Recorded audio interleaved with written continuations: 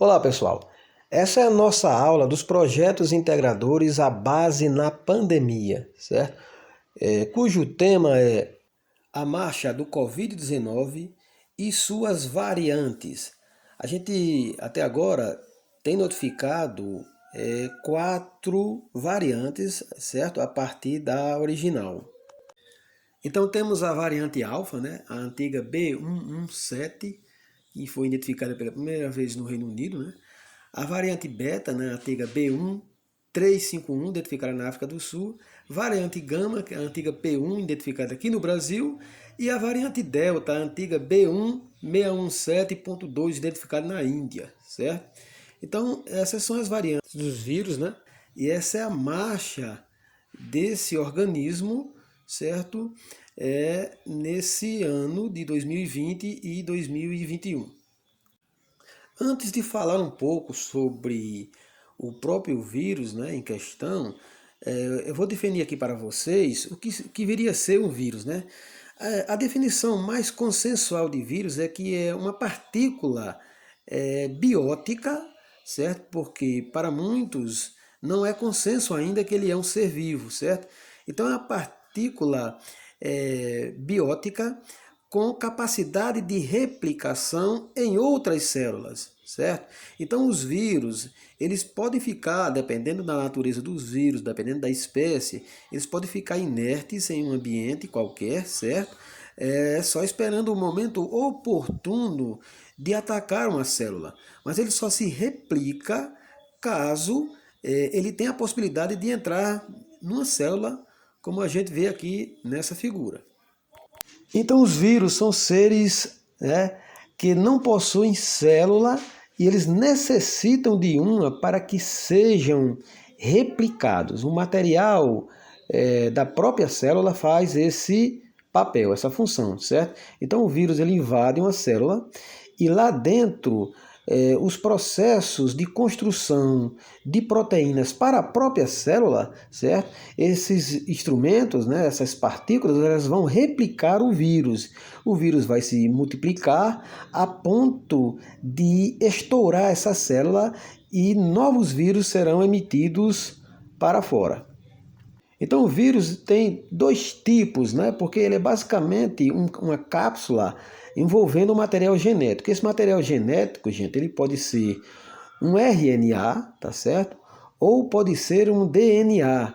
Quando ele é RNA, que é o caso específico do vírus da Covid, ele já vem com o recado dado, certo? Então a célula vai pegar aquele RNA e vai fazer réplicas de proteínas que servirão para a construção do próprio vírus. Então, o que é de fato esse coronavírus, né? Bem, há uma denominação, né, mais genérica, né, que é o SARS-CoV-2. Esse vírus ele pertence a uma família de vírus que já circulava no Brasil, certo? Bem antes da pandemia. E ele era responsável, por exemplo, por grande parte dos resfriados comuns. Outras espécies foram responsáveis por doenças mais contundentes, né, como a síndrome aguda respiratória severa, né, a SARS-CoV-1. Então foi definida assim com essa nomenclatura, certo? Já é uma mais antiga. E também teve uma também que não foi tão notória aqui no Brasil, que foi a síndrome respiratória do Oriente Médio, a MERS-CoV, né? Que ainda bem que não teve tanta significância aqui na América, principalmente aqui no Brasil, certo, pessoal? Então, a primeira notificação, né, de onde surgiu esse vírus foi em Wuhan, na China, certo? Isso, mais especificamente, na última semana de dezembro, certo? Exatamente no dia 31 de dezembro ele foi notificado, certo? A princípio, imagina-se que ele tenha surgido do hábito de comer morcegos, né? Mas isso não está bem definido, né? Mas é uma desconfiança muito grande que ele tenha surgido desses animais, certo? Então o que se sabe é que os morcegos eles infectaram as civetas, né, que são mamíferos parentes das doninhas, e elas foram as intermediárias. Era a notícia que se tinha, certo? Então, em dezembro de 2019, iniciou-se esse surto, né, com apenas 50 pessoas, né, na cidade de Wuhan, e daí, como se sabe, tornou-se uma catástrofe mundial.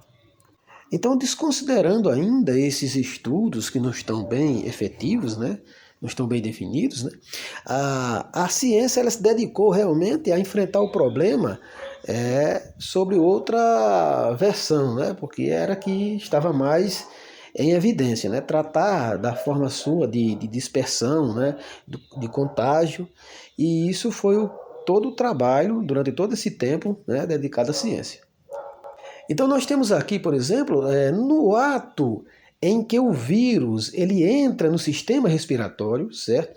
O primeiro sistema acometido, né? E de certa forma preferencialmente é o sistema respiratório, certo? Então quando no auge dos primeiros sintomas se sente a falta de sabor, né? E de cheiro, é porque justamente eles atacam primordialmente, certo? As células olfativas. Então, quando um vírus entra numa célula, né, o seu papel é de fazer com que aquela célula se torne um zumbi, né, dele, trabalhando para ele e o replicando a ponto de haver a morte dessa célula. Existem situações em que a célula ela é avisada de um eventual ataque e ela morre, certo? Isso é chamado de apoptose. Essa morte da célula faz com que o sistema de defesa seja ativado, o sistema de defesa entende que há um ataque ali, certo? Uma infecção, e prontamente o organismo consegue se defender dentro dessas limitações, né? Quando há uma reação imediata de apoptose, certo? E imediatamente o sistema de defesa é ativado e o problema é resolvido ainda na entrada do sistema respiratório. Mas essas situações vai depender muito do nível de defesa, certo? De cada pessoa. Então, cada pessoa vai se comportar de uma forma. Inclusive, existem estudos, né, que estão bastante avançados na questão dos grupos sanguíneos. E eles identificaram que certos grupos sanguíneos são mais acometidos pelo ataque da Covid, né, do Covid, do que outros grupos. Então, quando esses vírus conseguem passar da primeira linha, da primeira fronte de defesa do organismo, o seu alvo, né, principal será o pulmão, certo? Então, quando ele chega no pulmão, então a sua capacidade viral se torna cada vez mais eficiente, já que o pulmão é o QG, né, do sistema respiratório. E todo comprometimento de suas células, né, é uma grande perda para esse sistema e, consequentemente, um agravante muito intenso, né, para a vida do paciente. Então, voltando a falar, né, das variantes, certo? Que elas são identificadas pelas letras do alfabeto grego, isso é para não estigmatizar os locais de origem, certo? Então, isso foi um consenso da ciência, né? Elas já tinham nomes, mas esses nomes também foram para facilitar e para evitar a questão da estigmatização, né? Já que tem a variante brasileira, tem a indiana, né? E por aí vai. Então, assim, o que são essas variantes? Bem, partindo do contexto de que um vírus ele precisa de pouco tempo para se replicar, então quanto menor o tempo de replicação de um indivíduo qualquer, né? No caso de um vírus, maior a probabilidade de variação genética. Essas variações genéticas, né, quando elas estão em um conjunto bem fixo, elas são chamadas de cepas, né? Então, essas 4 variantes, elas também podem ser interpretadas, né, identificadas como cepas, certo, do Covid. Então, uma variante, certo, o próprio nome indica que ela já variou, né, de uma já pré-estabelecida.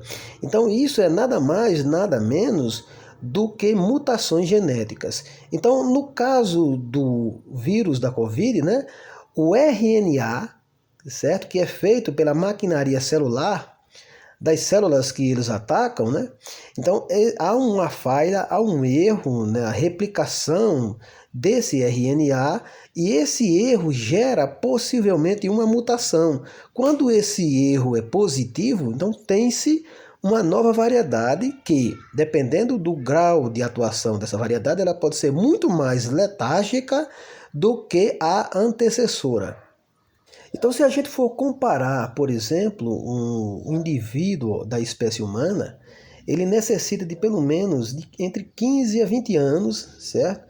Para gerar um outro indivíduo. Essa é uma idade média, né? Então, a possibilidade de mutação na espécie humana, ela tem um padrão, certo? Enquanto que se a gente for comparar dos vírus, né, que tem uma possibilidade altíssima de replicação, né?